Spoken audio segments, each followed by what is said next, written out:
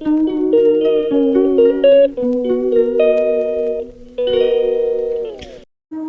Morning বন্ধুরা, SR ব্লগে সবাইকে স্বাগত জানিয়ে আজকের ব্লগটা শুরু করছি। আর আজকে এখন সকাল 6টা বাজে। সকাল সকাল উপরের থেকে ভিউটা এত সুন্দর। সমস্ত ধান বেরিয়ে গেছে, ধান বেশ হলুদ হলুদ হয়ে গেছে, দেখতেও সুন্দর লাগছে। কিছুদিন আগেই দেখিয়েছিলাম তোমাদের সাথে ধান গাছগুলো একদম সবুজে সবুজ ছিল, কিন্তু তারপরে আবার এখন দেখাচ্ছি সোনালি সোনালি ধান বেরিয়ে গেছে, দেখতেও খুবই সুন্দর লাগছে। দেখো এখন উপর থেকে নিচে যাব, নিচে গিয়ে ঘরের সমস্ত কাজকর্ম কমপ্লিট করবো। আর দেখো বন্ধুরা, সকালে ভাত দিয়ে খাওয়ার জন্য বানিয়েছি টক ডাল, যেহেতু খুবই প্রচণ্ড গরম পড়ছে। আর গরমে একমাত্র খাবার ভালো লাগে হচ্ছে টকের যে ডাল, আম দিয়ে ডাল, ওটাই সব থেকে ভালো লাগে। ওই জন্য পাতলা করে মুসুর ডাল দিয়ে আম ডাল বানিয়ে নিয়েছি, সকালে সবাই খাবে আর তারপরে বেলার রান্নাটা করব।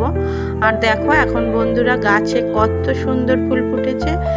যেখান থেকে গরম পড়ছে প্রচুর পরিমাণে লাল জবা ফুল ভর্তি হয়ে ফুটছে গাছে। আর শীতকালে একদমই ফুটতো না, জবা ফুলগুলো একদমই ফুটতো না, ওই সাদা যে টগর ফুলগুলো ওগুলো ফুটতো না। এখন গাছ ভর্তি ফুল হয়, পুজো দিতেও খুব ভালো লাগে। ফুল যদি অনেক পরিমাণে পাওয়া যায়, পুজো দেওয়ার মজাটাই বেড়ে যায় যেন।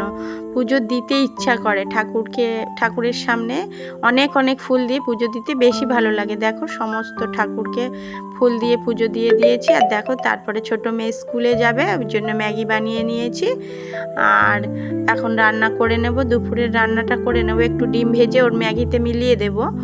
আর মাছ নিয়ে এসেছে, এই মাছটা আমি জানি না নাম কি, কমেন্টে জানিও বন্ধুরা।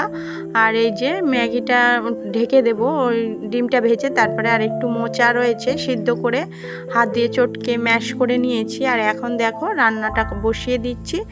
আর বড়দের স্কুলগুলো ছুটি রয়েছে, বড় মানে আমার বড় মেয়ে আর ছেলে, যে ননদের ছেলে, ওদের স্কুলটা ছুটি রয়েছে ভোটের জন্য। ভোটের যে ট্রেনিং হয়, তারপরে র্যাব ট্যাব এসেছে, ওই জন্য করে ওদের বড়দের ছুটি রয়েছে, কিন্তু ছোটদের স্কুলটা চলছে।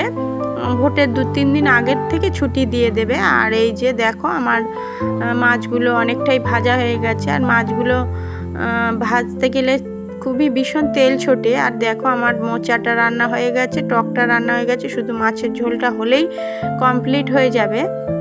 আর এই যে দেখো বন্ধুরা, এখন আমার রান্না বান্না কমপ্লিট, মাছের ঝোল নামিয়ে নিয়েছি। আর আমি যাব এখন ট্রেনিংয়ের জন্য, হাজব্যান্ডের ভাতটা গুছিয়ে নেব, নিয়েই আমি ট্রেনিংয়ের জন্য বেরিয়ে পড়বো। স্নান পুজো তো সব কমপ্লিট হয়ে গেছে, এই যে হাজব্যান্ডের তরকারিটাও গুছিয়ে নিয়েছি, এখন বেরিয়ে পড়বো এক্ষুনি।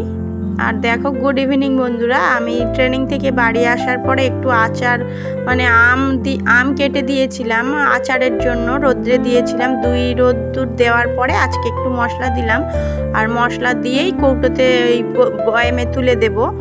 আজকেই মনে করছি তোমাদের সাথে শেয়ার করি। আর এর আগের দিন শেয়ার করা হয়নি, 2 দিন ধরে রোদ্রে দিলাম, কিন্তু তোমাদের সাথে শেয়ার করা হয়নি, কেননা যেহেতু রোদ্রে দিয়ে আমি বেরিয়ে পড়ি, সেই জন্য অতটাও খেয়াল ছিল না। আর এখন যেহেতু আচারটা বানানো হচ্ছে, তাই মনে করলাম তোমাদের সাথে একটু শেয়ার করি। আমের আচার অনেক অনেক করে লঙ্কা দিয়েছি, যখন তেল দিয়ে যখন মজে যাবে তখন ওই লঙ্কাগুলো খেতে বেশি ভালো লাগে। আমার যেরকম ঝাল খেতেও বেশি পছন্দ, টকটাও বেশি পছন্দ করি, ওই জন্য অনেকটা লঙ্কা গোটা গোটা দিয়ে দিয়েছি।